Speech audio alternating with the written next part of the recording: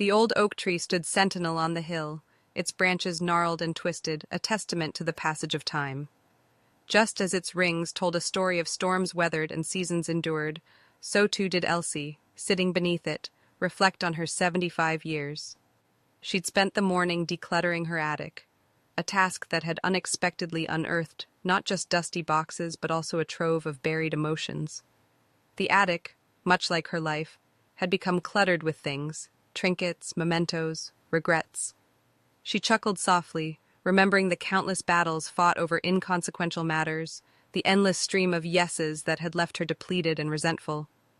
Elsie had chased perfection, meticulously arranging her flower beds to mirror a magazine picture, only to miss the spontaneous joy of her granddaughter's clumsy attempt at gardening alongside her. Her health, once taken for granted, had become a concern. She'd neglected her body for years, sacrificing exercise and nutritious meals for fleeting moments of indulgence. The aches and pains were constant reminders of this oversight. She recognized the insidious nature of her neglect, a gradual decline that had left her feeling weak and disheartened. Now, Elsie was determined to make amends. The morning's physical exertion, though tiring, had been invigorating, a small step towards a healthier future. A photo album lay open beside her, filled with images of smiling faces, some blurred by time, others crisp and vibrant. Many faces were missing, lost to the passage of time and the relentless march of life. She traced a finger across a picture of her late husband George, a man she'd loved fiercely, and who she'd spent too much time arguing with over trivial issues. She realized the preciousness of time, the irreversible nature of lost moments. Their arguments, so vehemently fought at the time, now seemed petty, inconsequential whispers in the grand symphony of their lives. She wished she had spent less time fighting unnecessary battles and more time cherishing his presence. She had, for too long, allowed toxic relationships to drain her energy. A particular friend once cherished had become a constant source of negativity and criticism, an insidious leech that fed on her self-worth. Elsie had finally severed that connection, a decision that felt both liberating and painful. Letting go of the negativity had allowed a fresh breeze to blow through her life, bringing with it a sense of lightness and freedom. Her life, until recently, had been a cautious dance around new experiences. The comfort of routine, the fear of the unknown, had kept her within the safe confines of her familiar world.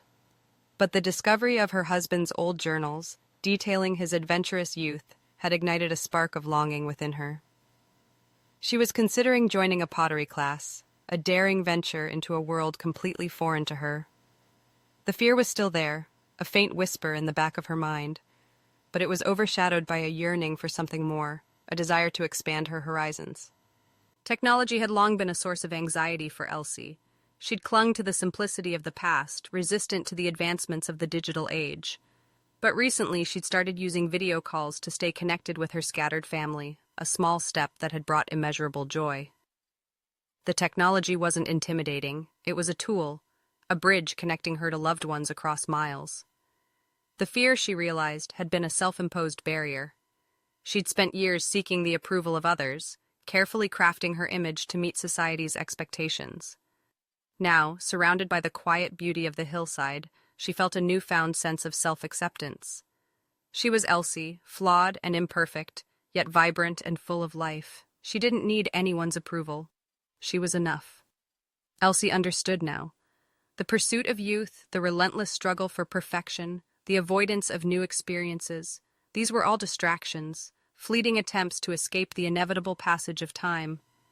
True beauty wasn't about looking younger, it was about feeling alive, about embracing the wisdom and experiences accumulated over a lifetime. The wrinkles etched on her face weren't signs of decay, but maps of her journey. She smiled, a genuine, heartfelt smile that crinkled the corners of her eyes. She had spent too much time worrying about the future, about finances, about what others thought. Now she knew aging wasn't a loss, but an evolution. It was a chance to learn, to grow, to live fully and without regret. She would enjoy the sunset of her life, not with fear, but with gratitude. The old oak tree stood witness, its silent strength a mirror to the strength she'd found within herself. The attic was empty, yet her heart was full.